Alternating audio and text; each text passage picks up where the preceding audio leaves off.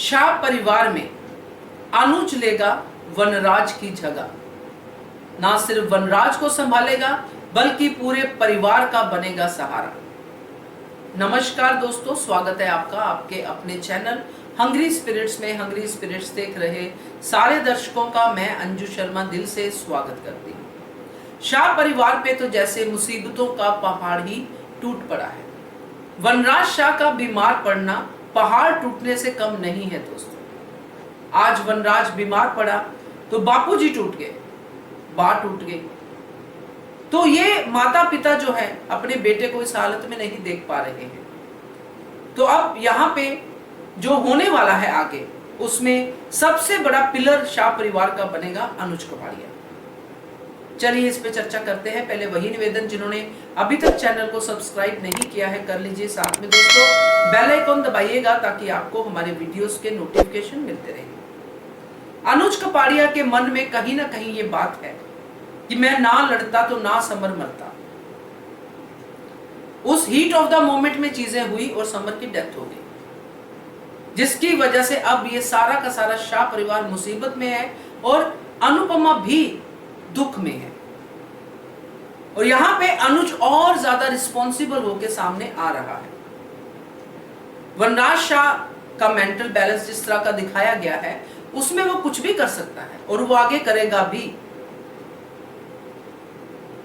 तो यहां पे संभालने के लिए एक मैच्योरिटी चाहिए, वनराज शाह को भी और शाह परिवार को भी। एक ऐसा इंसान चाहिए जो बैलेंस्ड हो, और वो है अनुज कपाड़िया। अनुज कपाड़िया ने कभी भी शाह परिवार को मुसीबत में अकेला नहीं छोड़ा है। चाहे शाह परिवार ने हजारों मुसीबतें अनुज कपाड़िया पे डाली हो, मगर अनुज कपाड़िया ने कभी उनको अकेला नहीं छोड़ा, क्योंकि अनुपमा की जान बसती है शाह परिवार में। ये होता है, नेचुरल है। जो बापूजी का प्यार है, जो बा के साथ अनुपमा का रिलेशन रहा है, वो हावी होता है अनुपमा पे, क्योंकि अनुपमा ऐसी ही है। अब अनुपमा जैसी भी है, अनुज ने वैसी ही अनुपमा से प्यार किया था, वैसे ही अनुपमा के साथ उसने जीवन जीना चाहा था। चीजें हुई, चीजें खराब हुई, मगर अब जो खराब हुआ है ये छोटी मोटी बात नहीं है। अनुपमा का बेटा मर गया है। शाह परिवार का सबसे बड़ा सहारा समर, जो कि बैलेंस था, जो शांति प्रिय था, उसकी डेथ हो गई है।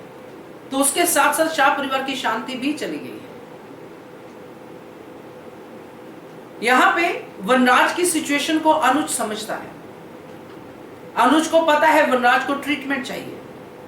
अनुज को पता है बाहर जब जाना है, पुलिस स्टेशन या जहां भी सोशल उसमें जाना है, तो अनुज को वनराज के साथ होना चाहिए ताकि वो संभाल सके।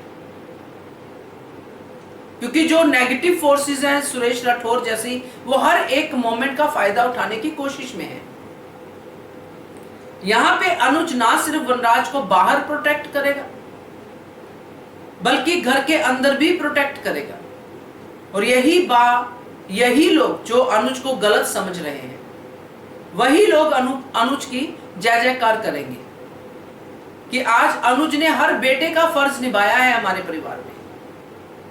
बीमार बेटे को संभाला, उसकी जगह पे काम किया। क्योंकि वनराज बीमार होगा तो वनराज मेंटल इतना ज्यादा सिक जैसा लग रहा है, वो सही डिसीजन लेने की पोजीशन पे भी नहीं होगा। क्योंकि ये बीमारी बड़ी ही अजीब होती है, जिसमें कि इंसान जो है कभी बहुत पीछे चला जाता है, कभी प्रेजेंट में, कभी फ्यूचर में चला जाता है। और जो अनुपमा ने कहा कि जो समर की डेथ है उसके लिए शॉक है और साथ में गिल्ट भी है, काव्या ने कहा था, सॉरी। तो ये दोनों चीजों को वो हैंडल नहीं कर पा रहा। एक ब्रेन की भी अपनी स्ट्रेंथ होती है। तो यहाँ पे अनुज कपाड़िया का शाह परिवार के साथ होना बहुत ही जरूरी है। और वो ना सिर्फ वनराज का रोल प्ले करेगा बल्कि अनुज कपाड़िया अपना रोल भी प्ले करेगा।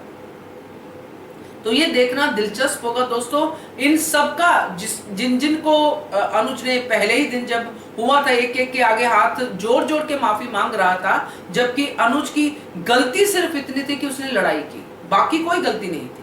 उसी गलती को वो बड़ी गलती मान के इन सब से माफी मांग रहा था कि इनका बेटा मेरी वजह से चला गया।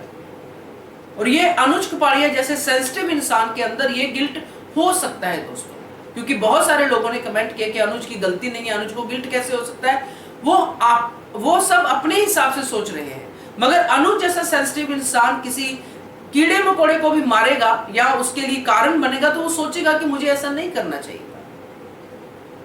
तो इतनी सेंसिटिविटी वाला इंसान इस बात को सोच सकता है कि मुझे लड़ना नहीं चाहिए था, इसलिए उसने माफी मांगी थी पहले ही दिन जब समर का शव वहां पे पड़ा हुआ था। तो अब ये जो अनुज कपाड़िया है दोस्तों, पूरी तरह से बनेगा पिलर शाह परिवार का, और इसी से अनुज को अनुपमा पूरी तरह से वापस मिल सकती है। मुझे तो ये लगता है आने वाले समय में होने वाला है।